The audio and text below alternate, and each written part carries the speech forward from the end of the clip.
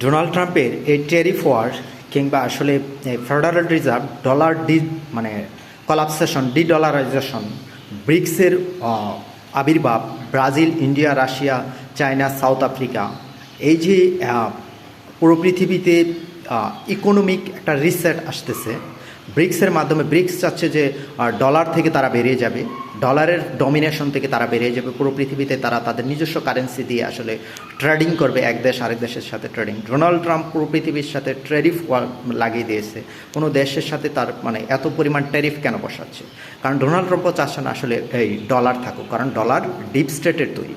Dollar এই যে পুরো পৃথিবীর যে ব্যাংকিং সিস্টেম, ইন্টারন্যাশনাল ব্যাংকিং সিস্টেমে ব্যাংকারদের যে এই ডিপ স্টেটের যে ব্যাংকিং সিস্টেম, এটা পুরো পৃথিবীর মানুষকে দাস বানিয়ে রাখছে।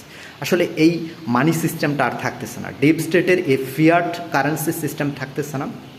নতুন ইকোনমিক রিসেট আসতেছে, যেটাকে বলা হচ্ছে যে গ্লোবাল কারেন্সি রিসেট, জিসিআর, এবং এটা আসলে কোয়ান্টাম কিউএফএস, কোয়ান্টাম ফাইন্যান্সিয়াল সিস্টেম, যেটা পুরো পৃথিবীর কোয়ান্টাম কম্পিউটারের মাধ্যমে পুরো পৃথিবীর ইকোনমিক সিস্টেমটাকে কন্ট্রোল করবে, এবং এটাকে কন্ট্রোল করবে স্যাটেলাইটের মাধ্যমে, এলন মাস্কের স্টারলিংকের মাধ্যমে, এবং এটাকে কন্ট্রোল করবে আবার এলিয়ানরা, হায়ার বিংরা।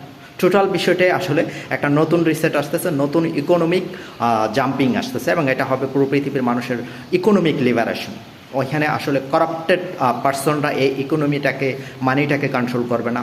ফেডারেল রিজার্ভের সেই হিডেন মেশিন দিয়ে তৈরি প্রিন্ট করা ডলার চলবে না, নতুন ইকোনমি আসতেছে।